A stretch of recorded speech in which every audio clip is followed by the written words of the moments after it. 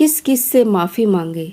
सविता घर लौट आई है, लेकिन जब से लौटी है गुमसुम सी बैठी सोच रही है कि उसने क्या सोचा था और क्या हो गया। कितने अरमानों से उसने दिलीप का पालन पोषण किया था।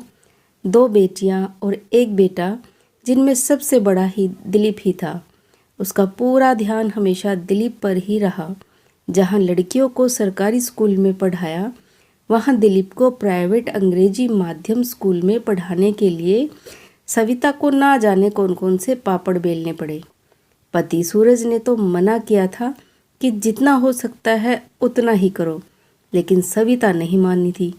उसने पति से कह दिया था कि मैं नहीं चाहती कि मेरा बेटा भी आपकी तरह से साधारण जिंदगी बिताए, इसलिए उसकी शिक्षा का पूरा प्रबंध करूंगी।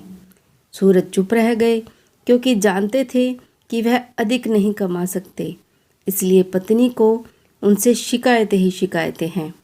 पूरे घर के खर्च में कतर ब्योत करके किसी प्रकार से दिलीप को पढ़ाती रही, पर सदा यह बात दिलीप को एहसान की तरह से बताती भी रही। सदा चुप रहने वाला दिलीप माँ का लाडला तो था, लेकिन हमेशा इस दबाव में रहता था कि उसे आगे चलकर माता पिता तथा बहनों के लिए बहुत कुछ करना है। दिलीप पढ़ने में एवरेज स्टूडेंट था। बस एक बात अच्छी थी कि वह अपना पूरा प्रयास करता था कि अच्छे से अच्छे अंक ला सके। 12वीं पास करने के बाद जेईई में इतने अच्छे अंक तो नहीं आए कि उसे आईटीआई में एडमिशन मिल जाता, लेकिन सपने पूरे करने के लिए सविता ने उसका एडमिशन एक मध्यम श्रेणी के इंजीनियरिंग कॉलेज में करवा दिया। आखिरकार वह इंजीनियरिंग की डिग्री लेकर कॉलेज से निकल आया और उसे एक बड़े शहर में नौकरी भी मिल गई। जो पैकेज मिला वह उनके कस्बे के अनुसार बहुत अच्छा था, और दिलीप ने कुछ झूठ भी बोल दिया, क्योंकि माँ को तकलीफ नहीं पहुँचाना चाहता था। अब तो सविता के पांव जमीन पर नहीं पड़ रहे थे। बेटा बड़े शहर में नौकरी कर रहा है और ठाठ से रह रहा है। इस बात का वर्णन वह अपने सभी मिलने जुलने वाले पड़ोसियों के सामने करती रहती थी। दिलीप पर बहुत दबाव था कि उसे अपनी बहनों की शादी करनी है। वह अपने ऊपर कम से कम खर्च करके जितना बचा सकता था इतना पैसा हर महीने भेजता रहता था।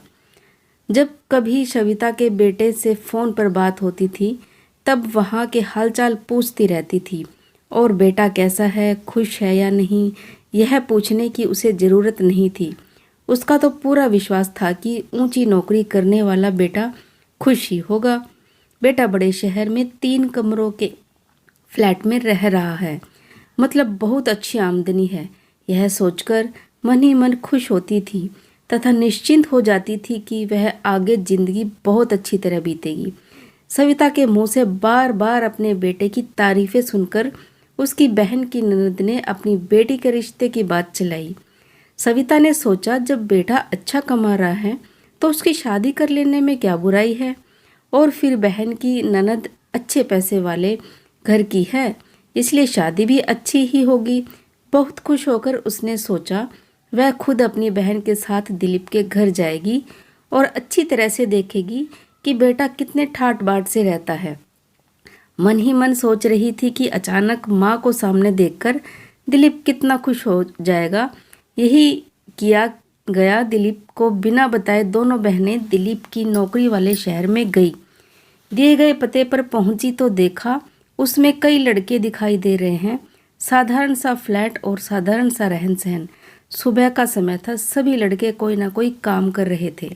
दिलीप भी किचन में कुछ बना रहा था। माँ और मौसी को सामने देखकर दिलीप खुश होने की जगह घबरा गया और अपने कमरे में चला गया। उसके कमरे में 2 बेड थे, जिनमें एक पर दिलीप का सामान था और दूसरी तरफ किसी दूसरे लड़के का सामान था। दिलीप ने दूसरे लड़के से अनुरोध किया कि वह दूसरे कमरे में चला जाए। दिलीप की बातों से तथा हालात देखकर यह अब सविता को कुछ समझ में आ रहा था कि दिलीप 3 कमरों के फ्लैट में अकेला नहीं बल्कि एक शेयरिंग फ्लैट में रह रहा है। हर कमरे में 2-2 लड़के रह रहे हैं। उनका व्यक्तिगत केवल सामान एक बेड है। ये सब खाना खुद बनाते हैं और सफाई भी खुद करते हैं। पब्लिक कन्वेंस से ऑफिस जाते हैं। ऑफिस की दूरी और भीड़ के कारण बहुत थक जाते हैं।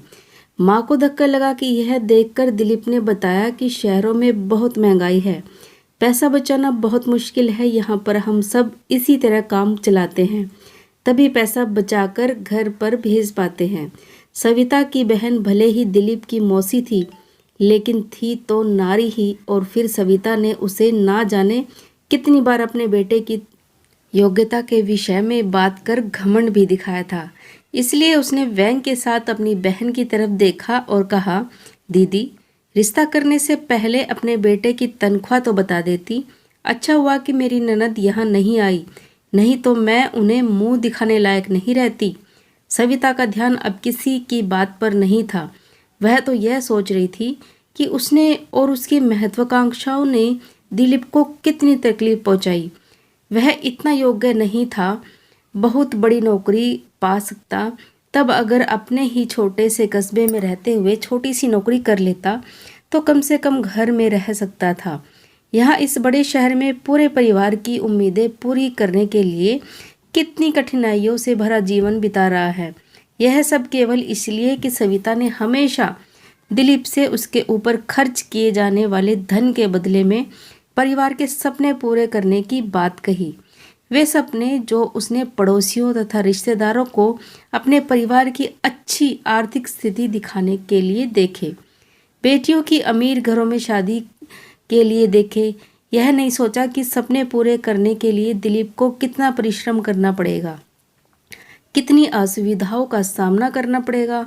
वहां से लौटते समय और घर पर लौटकर भी सविता कुछ नहीं बोल पा रही थी, बस विचारों में खोई हुई थी। उसे बरामदे में चुप बैठे देखकर सूरज, जो अपनी पुरानी स्कूटी ठीक करके अंदर आ रहे थे, पूछने लगा कि इतनी परेशान क्यों हो। सविता दुखी मन से बोली, मैंने अपनी इच्छाएं पूरी करने के लिए दिलीप पर कितना दबाव डाल दिया। मैंने प्यार और देखभाल के बदले में दिलीप से कितनी उम्मीदें लगाई और वह बेचारा चुपचाप बिना बोले मेरी उम्मीदें पूरी करने का प्रयास करता रहा। रुकाई रोककर वह सोच रही थी कि अपने बेटे दिलीप से वह किस तरह से क्षमा मांगे। तभी सूरज बोले, तुमने तो हमेशा सबसे ही उम्मीदें लगाई हैं, यह नहीं देखा कि उनके पास साधन कितने हैं। सविता ने चौंक कर देखा और सोचा, सही तो कह रहे हैं वह। सविता ने हमेशा सूरज को उपेक्षित ही किया, यही सोचकर कि वह उसकी इच्छाएं पूरी नहीं कर सकते, जबकि वह जी जान लगाकर जितना कमा सकते थे कमा रहे थे। बहुत दुखी मन से सविता सोच रही थी कि अपनी गलतियों के लिए वह किस किस से क्षमा मांगे।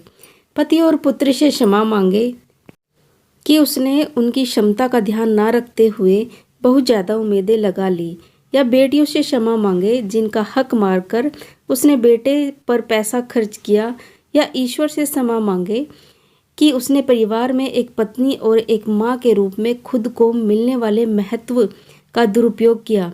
सूर्यास्त होने लगा था और अभी भी सविता गुमसुम सी बैठी थी। अपने पति प्रियजनों को मानसिक कष्ट पहुंचाने के दुख से निकल नहीं पा रही थी। दोस्तों, कहानी अगर पसंद आई हो तो वीडियो को लाइक शेयर करें। चैनल पर अगर पहली बार आए हो तो चैनल को सब्सक्राइब जरूर करें।